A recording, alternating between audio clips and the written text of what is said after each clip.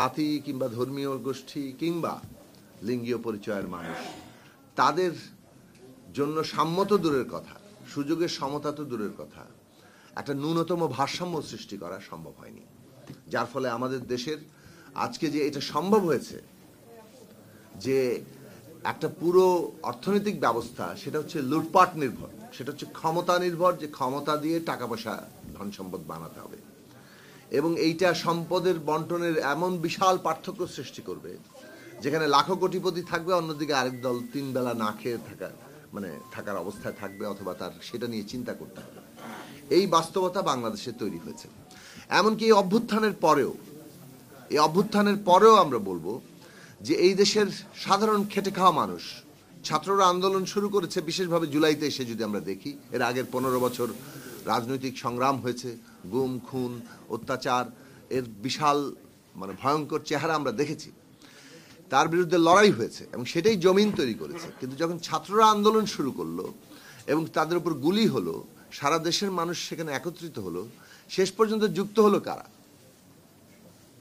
16 তারিখের পর থেকে 18 তারিখের পর থেকে আসলে যুক্ত হলো কারা?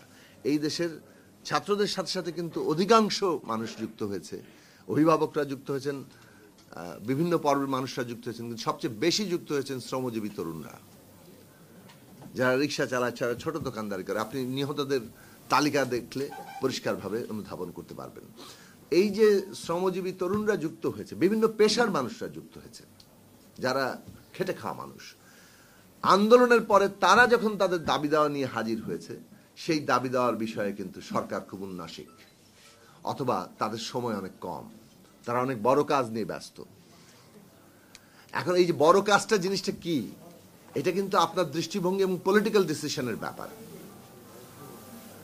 হ্যাঁ, আমরা অনেক লড়াই করছি যাতে ক্ষমতার ভারসাম্য সৃষ্টি হয় এবং এটা অনেক বেশি ইনক্লুসিভ হয়, একদল গোষ্ঠীর হাতে সমস্ত ক্ষমতা কেন্দ্রীভূত না হয়ে যায়।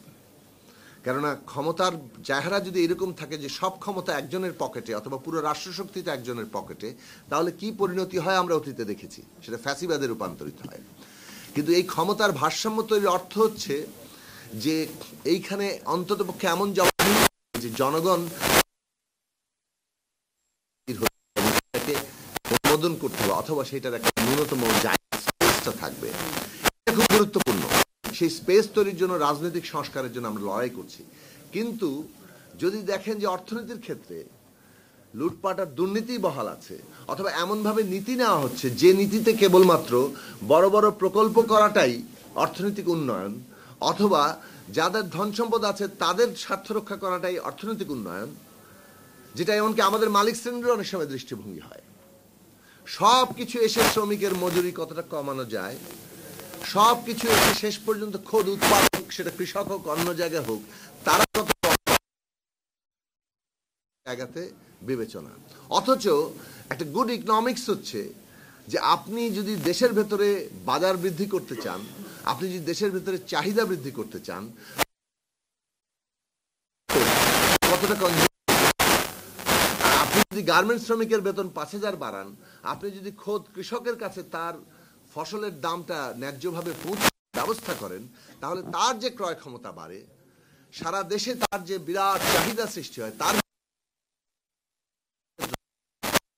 অর্থনীতির গতিকে যে দ্রুততম সময়ের মধ্যে বদলে দেয়, সেই নীতি আমরা প্রণয়ন করতে পারি না। আমরা 54 বছর পরও দাবি করতে হচ্ছে ইউনিয়ন পর্যায়ে কৃষকের ফসলের ক্রয় কেন্দ্র খোলেন, কৃষক যাতে না ঠকে। আজকে কৃষিকাজ ছেড়ে সবাই ওই যে অটো নিয়ে বেরিয়ে গেছে, আজকে কৃষকের ফসলের কাটার লোক পাওয়া যাচ্ছে না, তার দাম হয়ে যাচ্ছে অনেক বেশি, এবং সেইটা উৎপাদন খরচে এমন জায়গায় যাচ্ছে যে সরকার আবার ধানের দাম সেটা দিচ্ছে না, ফলে কৃষি অলাভজনক হয়ে উঠছে। এবং এই অলাভজনক হওয়া চলতে থাকলে আপনি আপনার খাদ্য নিরাপত্তার ঝুঁকির মধ্যে পড়বেন। আর এমনভাবে ঢাকা সহ সমস্ত ছোট শহরগুলো এই অটোরিকশায় ভরে যাবে যে আপনি আসলে আর চলাচল করতে পারবেন না। কোনো নীতি নাই কিন্তু।